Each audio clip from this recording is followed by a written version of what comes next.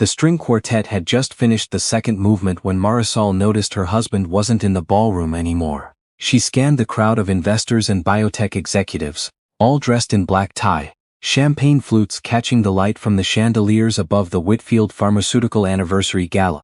Her husband Grant had walked her through the seating chart twice that afternoon, made sure she knew which fork was which, made sure she wouldn't embarrass him, and now he was gone. And so was the woman from his clinical trials division, the one with the sharp bob and the laugh that carried across rooms.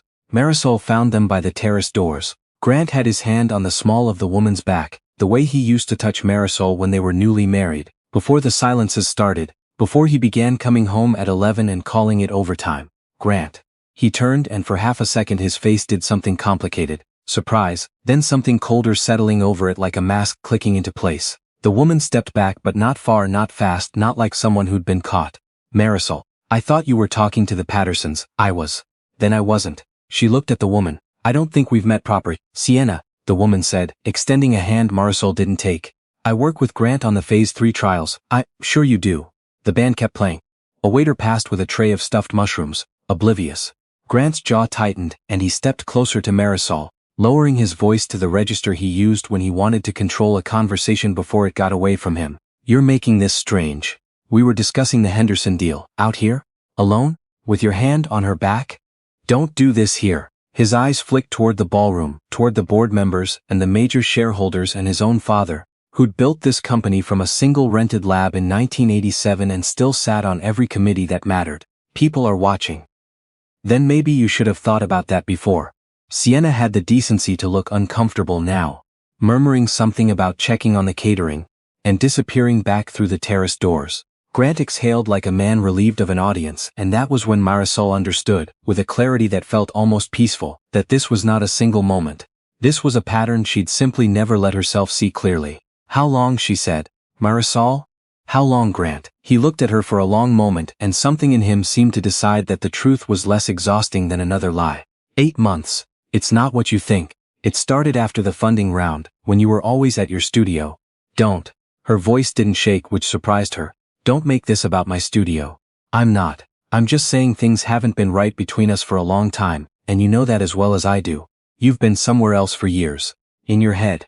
Always sketching, always on your laptop, always. I run a company, Grant. He almost laughed. Almost. You run an online store that sells handmade furniture to people with too much money and not enough taste. It's sweet. It's not a company. The words landed exactly where he meant them to land, in the soft tissue of her pride, and for one disorienting second the old reflex kicked in. The urge to shrink, to apologize, to make herself smaller so the evening could go back to normal. Then she thought about the 8 months. She thought about the late nights she'd assumed were due diligence calls. She thought about Sienna's hand resting too easily on the small of Grant's back, like territory she already considered hers. I want a divorce, Marisol said. For the first time all evening, Grant looked genuinely startled. You don't mean that. You're upset? We'll talk tomorrow when you've calmed down. I'm very calm, and she was.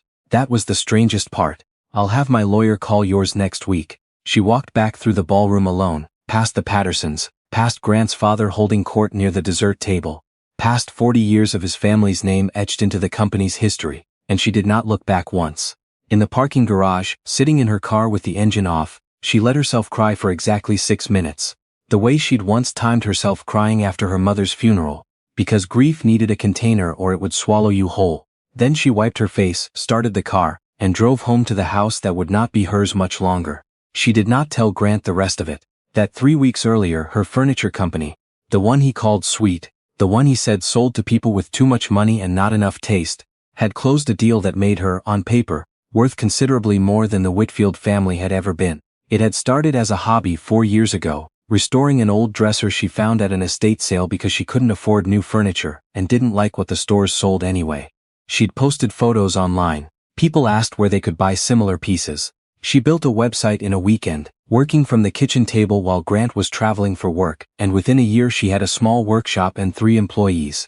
Within 3 years she had a warehouse and 40 employees and a waiting list 6 months long for custom pieces. She'd never told Grant the real numbers because somewhere along the way, she'd learned that telling him things made him either dismissive or strange, competitive in a way he never admitted to, and it was easier to let him believe it was a hobby that happened to pay for itself. 2 months before the gala, A private equity fund had approached her about acquiring a controlling stake to help her scale nationally. She'd said yes, mostly because the terms were generous, and partly she could admit to herself now, because some instinct had been telling her to build something that was entirely hers. Something Grant couldn't touch or diminish. The deal closed 3 weeks before the gala. She hadn't mentioned it to him because there hadn't seemed to be a reason to, and because some quiet, suspicious part of her had wanted to wait and see what he'd say if he knew, and what he'd say if he didn't. Now she knew. The divorce filing went through without much drama on the surface. Grant's lawyer sent the standard documents.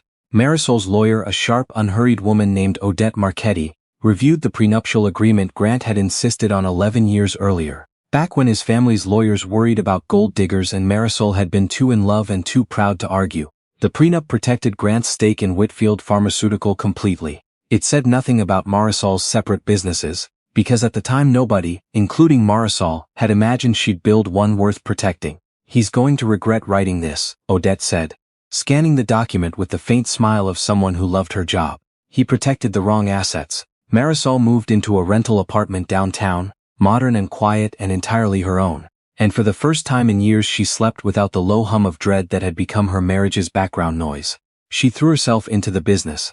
The board of the private equity fund wanted to discuss expansion into new markets, manufacturing partnerships, a possible acquisition of a struggling but well-regarded furniture brand on the East Coast that had fallen behind on its leases. It was during one of those calls, 3 weeks after the divorce papers were filed, that Marisol's chief financial officer, a careful, precise man named Desmond Ortiz, brought up a separate matter entirely. "There's an opportunity," he said. "Completely different sector. A pharmaceutical manufacturer in financial trouble." Whitfield Pharmaceutical. Marisol went still. "They've had a rough 2 years," Desmond continued, oblivious to the way her hand had tightened around her coffee mug. "2 patent disputes, lost a product recall last spring, and now a liquidity crunch. Their stock has dropped 40%. There's a window for a strategic buyer to take a controlling position at a steep discount before the board has to go public with how bad things actually are. Why is this coming to me? We don't do pharmaceuticals. Because the investment group looking at it wants a partner with capital and a clean reputation. Someone outside the industry who isn't tangled up in their existing politics. They asked if our fund would be interested in co-leading the acquisition. It's not your sector, I know, but the numbers are extraordinary if we move now." Marisol sat with that for a long moment, feeling something shift into place with the quiet, inevitable click of a key turning in a lock. She thought of Grant's father at the dessert table, of 40 years of the Whitfield name, of Grant calling her business sweet, of Sienna's hand on his back like she already owned something. "Send me everything you have," she said. "Tonight." She spent the following 2 weeks the way she usually approached anything that mattered. Quietly, thoroughly, without telling anyone more than they needed to know. She reviewed the financials until she understood Whitfield Pharmaceutical's situation better than most of its own board. The company had been mismanaged for years by a generation more interested in legacy than oversight. Patents had been allowed to expire without adequate replacement pipelines. A safety issue in one of their flagship products had been handled with more concern for stock price than for transparency, which was how they'd ended up with both a recall and a federal inquiry running quietly in the background. None of this was public yet, not fully, but it was all sitting in the data room, waiting for someone patient enough to read every page. She authorized her fund to move forward. The acquisition structure was complicated, layered through 3 holding companies, partly because the deal lawyers recommended it, and partly because Marisol, without quite admitting it to herself, did not want her name attached to the transaction publicly until it was finished. She told Desmond to keep her personal involvement out of the press materials. Officially, the controlling stake would be held under Calder Holdings, a name she'd chosen for no reason anyone could trace back to her. The deal closed on a Tuesday afternoon in late autumn. Marisol sat alone in her apartment, the acquisition documents open on her laptop, and felt nothing like triumph. Mostly she felt tired, and a little disbelieving that she'd ended up here, owning in effect the company that defined her ex-husband's entire identity. The first board meeting under new ownership was scheduled for the following Monday. Marisol decided to attend in person. She walked into the Whitfield Pharmaceutical headquarters at 9:58 a.m., 2 minutes before the meeting, wearing a charcoal suit she'd chosen specifically because it was nothing like the soft, forgettable dresses Grant had always steered her toward. The receptionist, who didn't recognize her, asked who she was there to see. "The board?" Marisol said. "I believe they're expecting Calder Holdings." The receptionist's eyebrows went up slightly, and she made a call, and within minutes a flustered assistant was leading Marisol down a hallway. She remembered from a single awkward holiday party years earlier, toward the boardroom where Grant's father had once shown her the original company charter. With obvious pride. Back when he still thought she might become part of the family in some permanent way. When she walked in, the room went quiet the way the ballroom had gone quiet, months earlier, when she'd found Grant on that terrace. Grant was there, seated near the head of the table. Not at the head, she noticed, which told her something about how unstable his position already was. His father Harold sat beside him, older than she remembered, his face gray with something that looked like exhaustion. Several board members she didn't recognize were scattered around the table, along with 2 lawyers she assumed represented the new ownership group. Grant's expression moved through several stages in the space of about 4 seconds. Confusion, recognition, disbelief, and then a kind of dawning horror that she found, to her quiet shame, deeply satisfying. "Marisol," he said, "what are you doing here?" "I'm here representing the new controlling shareholder," she said, and set her folder on the table, and took the seat that had clearly been reserved for the head of Calder Holdings, at the opposite end from Harold. Calder Holdings now owns 61% of Whitfield Pharmaceutical. "I'm the managing principal." The silence that followed had a physical weight to it. One of the board members, an older woman named Priscilla Ashbourne who'd served on the board for over a decade, looked back and forth between Marisol and Grant like she was trying to solve a puzzle that wasn't fully visible to her. "I don't understand," Grant said slowly. "You run a furniture company." "I run several companies now," Marisol said. "The furniture company is one of them. This is another. This isn't possible. The acquisition was through some holding company. There's no way you..." "I funded the acquisition personally, alongside an investment partner. The structure went through Calder Holdings for privacy reasons, which I think, given the personal complications, you can understand." She let that sit for a moment. "I'd like to begin the meeting." Harold cleared his throat, his voice rougher than she remembered. "Mrs. Whitfield?" "Ems Calloway, actually," Marisol said, using her maiden name without raising her voice. "I haven't been Mrs. Whitfield for some time, and I'd prefer we keep this professional." What followed over the next 90 minutes was, by any honest account, one of the more uncomfortable board meetings in the company's history. Marisol had come prepared. She walked the room through the findings her team had compiled, the patent failures, the mishandled recall, the quietly expanding federal inquiry that the board had apparently hoped would stay contained. She did not raise her voice. She did not gloat. She simply laid out, page by page, exactly how badly the company had been run and exactly what she intended to change. "Effective immediately, I'm requesting a full internal audit of the last 3 years of regulatory compliance," she said. "I want detailed reports on every policy violation, every irregularity, every shortcut that was taken in the name of protecting quarterly numbers instead of protecting patients. I want this audit completed by an outside firm, not internal counsel, because I think we both know why that distinction matters." "This is unprecedented," one of the longtime board members said. "A new majority owner doesn't usually come in and..." "A new majority owner usually does exactly this, when the company they've acquired has spent 2 years lying to its shareholders about the severity of its problems," Marisol said. "I'm not interested in unprecedented. I'm interested in solvent and legal and honest. Those are not unreasonable requests." Grant said almost nothing for most of the meeting, which she understood now was its own kind of admission. Afterward, as the room emptied, he caught her in the hallway, his composure finally cracking at the edges. "You did this on purpose," he said. "This whole thing. You waited." "I didn't wait for anything, Grant. I built a company while you were busy deciding I wasn't building anything at all. The opportunity came to me afterward. I just didn't say no to it. You could have told me before the meeting. You could have warned me. Why would I have done that?" She studied him, this man she'd spent 11 years trying to make happy, 11 years shrinking herself into shapes that fit around his ego, and felt for the first time in longer than she could remember, entirely unafraid of his disapproval. "You didn't warn me about Sienna for 8 months. I think we're square." He didn't have an answer for that. She left him standing in the hallway outside the boardroom of the company his family had spent 4 decades building, the company that now, in every meaningful legal sense, belonged to her. The weeks that followed were not simple. Whitfield Pharmaceuticals' problems were real. Fixing them required more than one dramatic board meeting.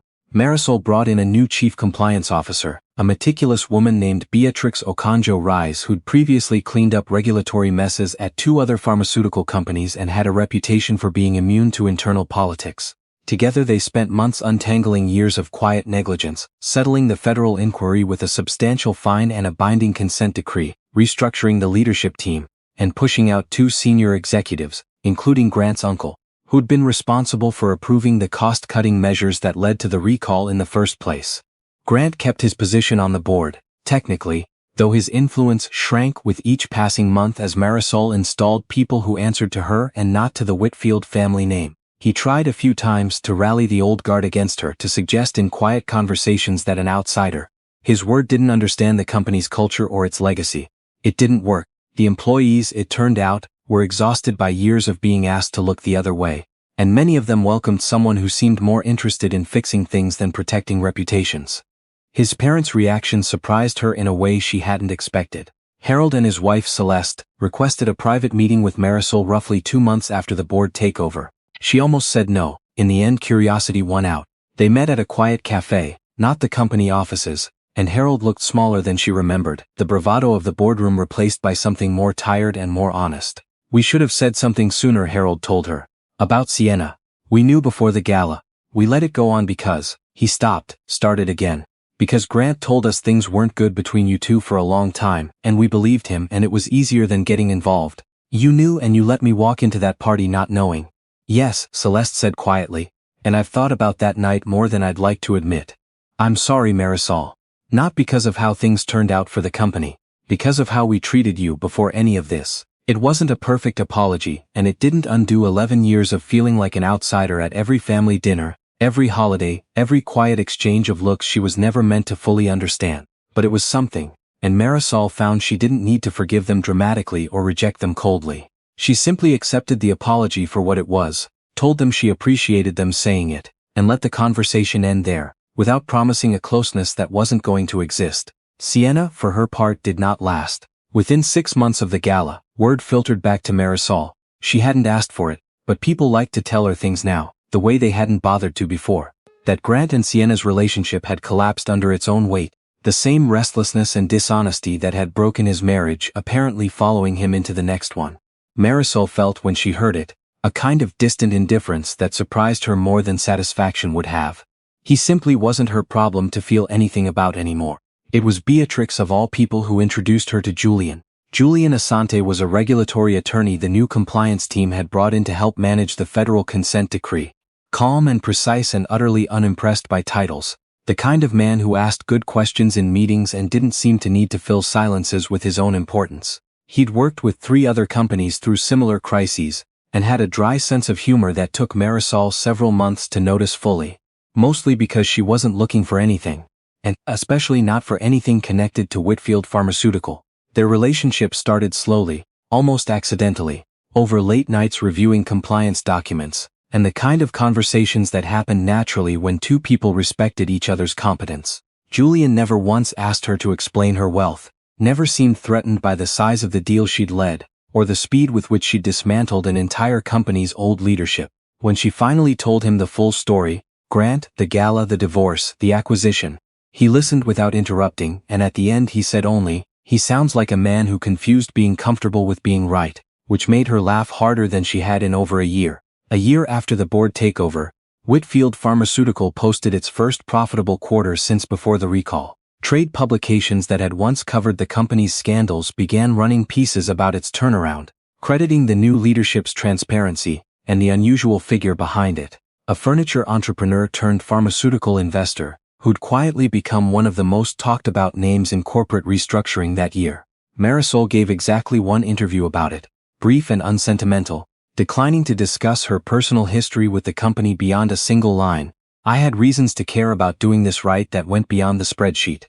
18 months after the gala where her marriage ended, Marisol stood at the back of a different kind of event, not a gala this time, but a small industry dinner honoring companies that had successfully navigated regulatory turnarounds. Whitfield Pharmaceutical was on the list. She hadn't planned to attend, but Beatrix had insisted, and so she found herself in another ballroom, in another black dress, though this one she'd chosen for herself, with no one's opinion in mind but her own. Julian found her near the bar, 2 glasses of wine in hand, and asked with the particular gentleness he reserved for moments he sensed mattered more than he was being told, whether she was all right. "I keep thinking about the last time I was in a room like this," she said. 18 months ago. I thought my life was ending that night, and now?" She looked around the room, at the people who respected her not because of who she'd married but because of what she'd built and rebuilt with her own hands, At Beatrix laughing with a colleague near the stage, at Julian's steady, unhurried patience, which had never once asked her to be smaller than she was. Now I think it was the night it actually started, she said. She thought, sometimes, about that version of herself crying for exactly 6 minutes in a parking garage, timing her own grief because she didn't trust herself not to drown in it otherwise. She didn't feel sorry for that woman anymore. She felt something closer to gratitude, because that woman had been quietly building something real the whole time. Everyone around her assumed she was building nothing at all, and when the moment came to choose between disappearing into someone else's disappointment or stepping fully into her own power, she hadn't hesitated, not out of cruelty, not out of revenge, but because she'd finally understood that the only person whose underestimation of her she had ever needed to correct was her own.